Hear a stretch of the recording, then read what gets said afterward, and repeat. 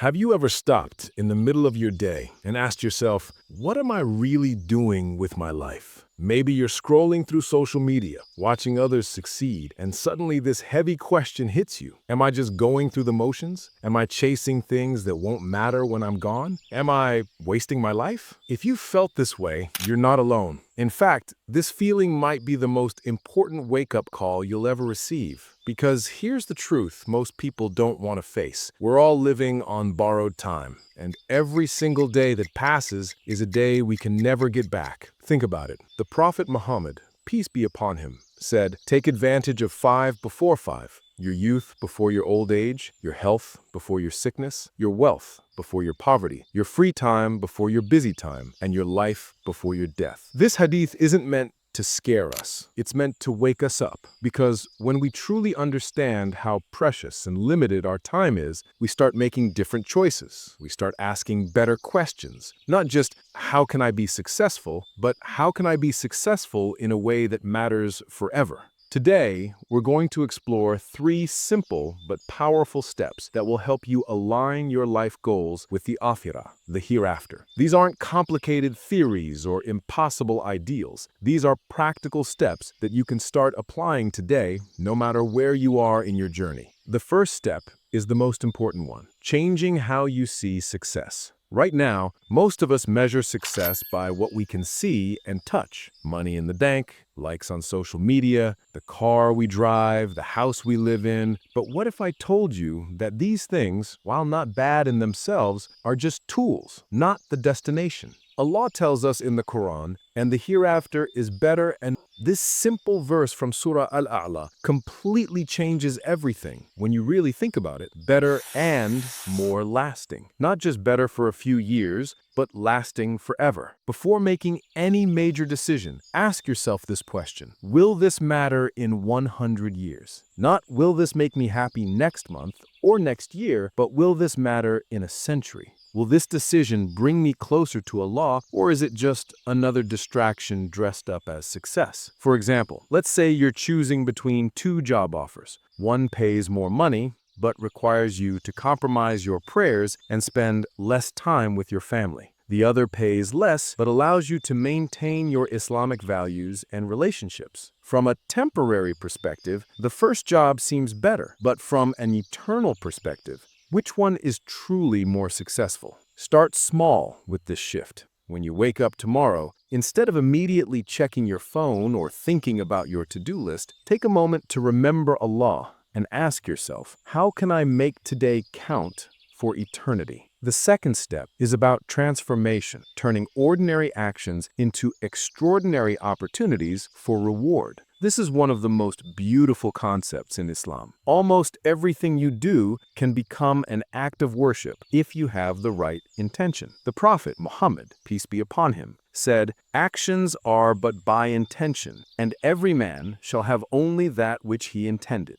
This means that your intention, your niyyah, has the power to transform even the most mundane activities into acts that bring you closer to Allah. Let me show you how this works in real life. You have to work to pay your bills and support your family. That's just life, right? But what if before going to work, you make the intention that you're working to fulfill your responsibility as a Muslim, to be honest in your dealings, to support your family, which is an act of worship, and to earn halal money so you can give charity? Suddenly, your 8-hour workday becomes 8 hours of potential reward. You're studying for an exam. Instead of just thinking, I need to pass this test, what if you make the intention to gain knowledge, which Islam highly values, to improve yourself so you can serve your community better, and to be grateful for the opportunity to learn? Now your study time becomes worship. You're exercising or eating healthy. Make the intention that you're taking care of the body Allah gave you, preparing yourself to have the energy and health to serve others, and being grateful for the blessing of health.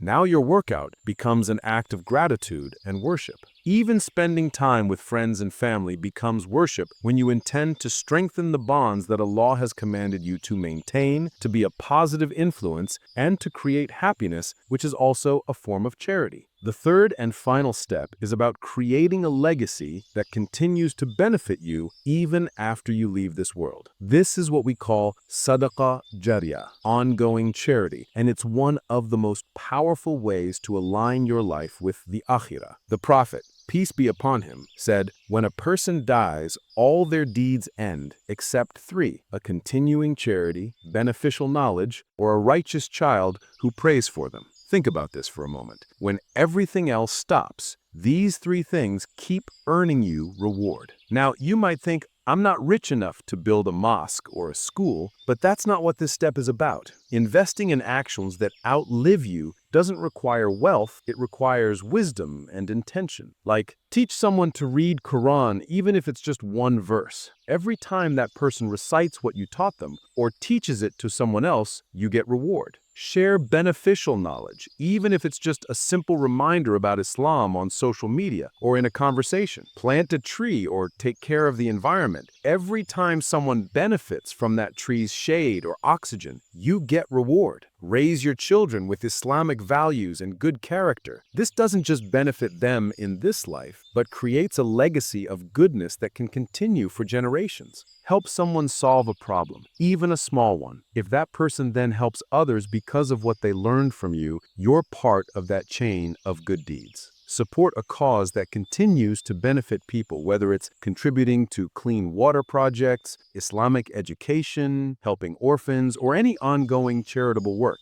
Even small, regular contributions create massive impact over time. The key is to think beyond yourself and beyond today. Ask yourself, what can I do today that will still be helping people and earning me reward long after I'm gone? As we come to the end of our time together, I want you to imagine this. You're at the end of your life, looking back. What would you want to see? What choices would make you proud? What would make you feel like you didn't waste a single day? Allah reminds us in the Quran, and it is He who created the heavens and earth in truth. And the day He says, "Be," and it is, His word is the truth. Every breath you take is a gift. Every choice, an opportunity to move closer to Him. No matter what you've done or how much time you feel you've wasted, Islam gives you hope. It's never too late to start. Allah's mercy is greater than your mistakes. Remember the three steps. Shift your focus from temporary to eternal. Turn daily actions into worship through intention and invest in good deeds that outlive you. The Prophet, peace be upon him, said, "The believer's shade on the day of resurrection will be his charity." Every step you take towards Allah builds that shade. So don't wait for tomorrow. Start now. Make your life count for eternity. May Allah guide us all to live with purpose and success. Ameen.